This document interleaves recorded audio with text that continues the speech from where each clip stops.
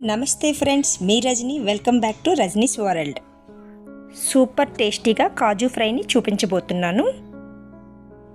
చాలా సింపుల్ మెథడ్లో చూపించబోతున్నాను. ఇలా చేస్తే కాజు ఫ్రై చాలా బాగుంటుంది.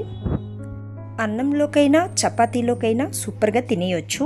అందరూ మెచ్చిన కాజు ఫ్రైని ఎలా చేద్దామో చూద్దాం రండి. ముందరగా స్టవ్ ఆన్ చేసి ప్యాన్లోకి పచ్చి కాజుని వేసుకుందాం. అందులో వాటర్ వేసుకొని కొంచెం పసుపు యాడ్ చేసి 10 నుండి 10 నిమిషాల వరకు బాయిల్ చేసుకోవాలి. అల్లం వెల్లుల్లి రోట్లో వేసి దంచుకుందామండి. ఇలా రోట్లో అల్లం వెల్లుల్లి దంచుకున్నది చాలా ఫ్లేవర్ బాగుంటుందండి.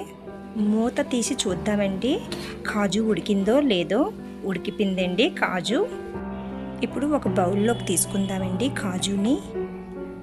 ప్యాన్లోకి 2 టేబుల్ స్పూన్ల ఆయిల్ తీసుకోండి. ఇందులోకి 2 కట్ చేసిన ఉల్లిపాయ ముక్కలను తీసుకొని ఫ్రై చేయండి.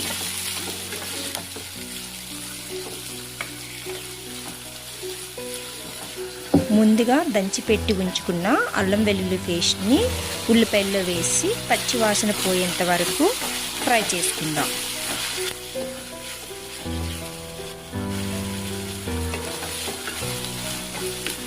ఉల్లిపాయలు బాగా ఫ్రై అయిన తర్వాత అందులోకి కొంచెం పచ్చిమిర్చి వేసుకుందాం.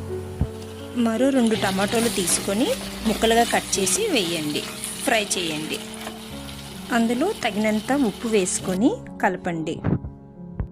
ఉప్పు వేసుకుంటే టమాటోలు త్వరగా మగ్గి ఫ్రై అవుతుందండి. అలా కలుపుతూ ఉంటే టమాటోలు తొందరగా పేస్ట్లా తయారవుతుందండి. కాజు ఫ్రైకి తగినంత కారం వేసుకోండి. కారం వేసి అలా కలుపుతూ ఉండండి పచ్చి వాసన పోయేంత వరకు. ఇప్పుడు ఈ ప్యాన్లోకి కాజును వేసుకోండి. కాజును వేసుకొని నెమ్మదిగా అలా కలుపుతూ ఉండండి. ఫాస్ట్గా కలపకుండా నెమ్మదిగా కలపండి. మధ్య మధ్యలో ఒక 5 మినిట్స్ నుండి 10 మినిట్స్ వరకు ఫ్రై అవ్వాలండి.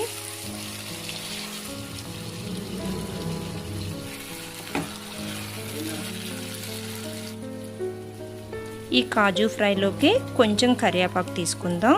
అలానే కాస్త కొత్తిమీర తీసుకొని వేసుకొని కలుపుకుందామండి. చాలా సింపుల్ మెథడ్లో చాలా ఈజీగా ఎటువంటి మసాలాలు వాడకుండా చాలా ఈజీగా కాజు ఫ్రై రెడీ అయిపోయిందండి. చాలా సింపుల్ మెథడ్లో ఎంతో రుచిగా కాజు ఫ్రై రెడీ అయిపోయింది. ఇప్పుడు ఒక బౌల్లోకి కాజు ఫ్రైని తీసుకుందామండి. చాలా టేస్టీగా కాజు ఫ్రై రెడీ అయిపోయిందండి.